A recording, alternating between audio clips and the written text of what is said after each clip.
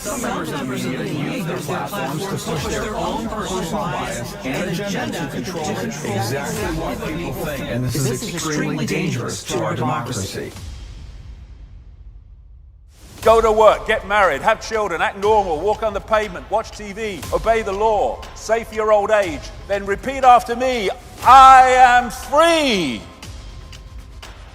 Slavery, it works better when you don't tell them. It's all a mind game. William Casey, CIA director, will know when our disinformation program is complete when everything the American public believes is false. They don't call it television programming for nothing. What if all you ever knew was a lie?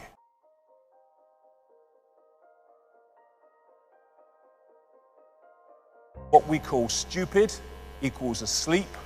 What we call asleep is hypnotized, and what we call hypnotized is unconscious. We have been systematically put into a state of unconsciousness so that we cannot see what we are part of and what we are experiencing, though that is changing and changing fast. Until you make the unconscious conscious, it will direct your life and you will call it fate. All the time, the subconscious, which we're not aware of, is dictating the behavior and responses of the conscious. And if we don't understand the unconscious, then the conscious will just be a pawn in a game. It doesn't understand. Go to work, get married, have children, act normal, walk on the pavement, watch TV, obey the law, save for your old age, then repeat after me, I am free. And we keep having to say we're free. And in America, they keep having to tell the people they're free every 5 minutes because they might otherwise suss that they're not. Slavery was never abolished. It was only extended to include everyone. And yet, people go so out of their way to convince themselves they're not in a state of slavery. First stage of disconnecting from slavery, realize you're in a state of slavery. Then you know what to disconnect from. Leonardo da Vinci. There are three classes of people: those who see when they are shown, those who do not see. And this system we call life is designed, again from cradle to grave, to make sure as many people do not see. And that's what I call the perception deception. These are three major CIA people. William Casey, CIA director, will know when our disinformation program is complete when everything the American public believes is false. The CIA owns everyone of any significance in the major media. William Coley, CIA director. Deception is a state of mind and the mind of the state. James Angleton, infamous CIA operative. It's all a mind game. They don't call it television programming for nothing. It tells you what to wear, what to eat, what to think, what to love, what to fear, who to ridicule, who to condemn. One of the saddest lessons of history is this: if we've been bamboozled long enough, we tend to reject any evidence of the bamboozle. We're no longer interested in finding out the truth. It's simply too painful to acknowledge, even to ourselves, that we've been taken. Once you give a charlatan power over you, you almost never get it back. Almost never. But we're fricking going to. But that's what it is. It's a bamboozle. It's a mind program. This is cognitive dissonance. This is a definition of it. Sometimes people hold a core belief that is very strong. When they're presented with evidence that works against that belief, the new evidence cannot be accepted. It would create a feeling that is extremely uncomfortable called cognitive dissonance. And because it is so important to protect the core belief, they will rationalize, ignore, and even deny anything that doesn't fit in with the core belief.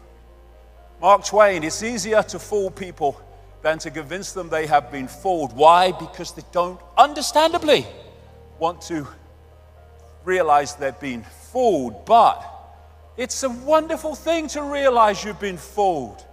It's a great gift because from that point you will not be fooled any longer. It's a wonderful gift. This is another fundamental aspect of the bamboozle.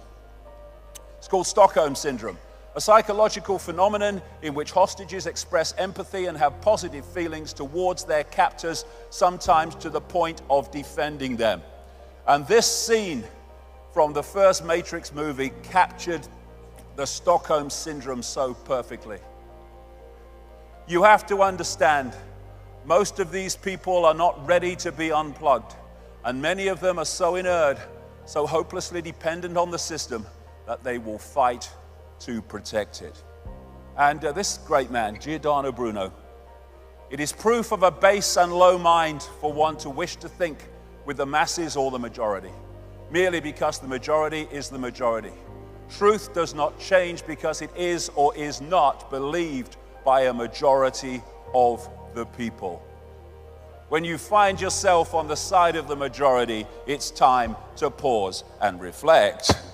Why? Because history shows us that invariably the majority are always following a cul-de-sac or a dead end. Mahatma Gandhi, many people, especially ignorant people, want to punish you for speaking the truth, for being correct, for being you.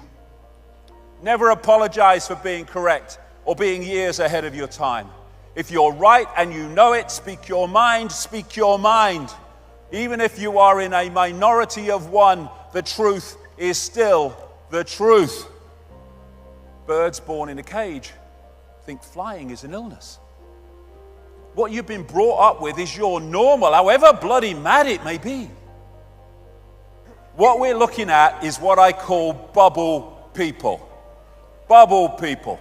They live in a bubble of perception and reject anything outside of that perception. Thus, they stay in the bubble.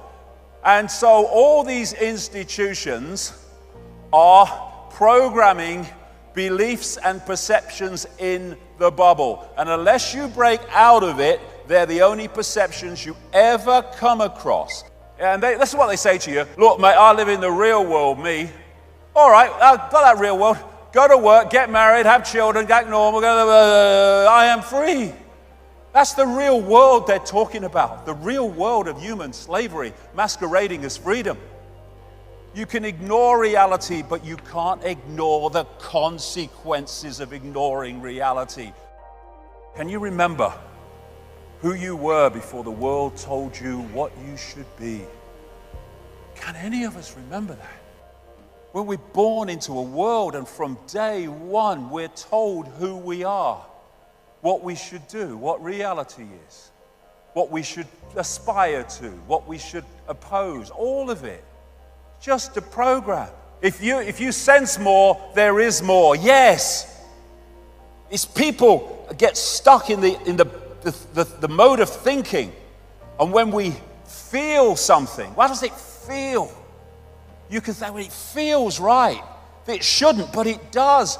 This is the true self. This is the program self.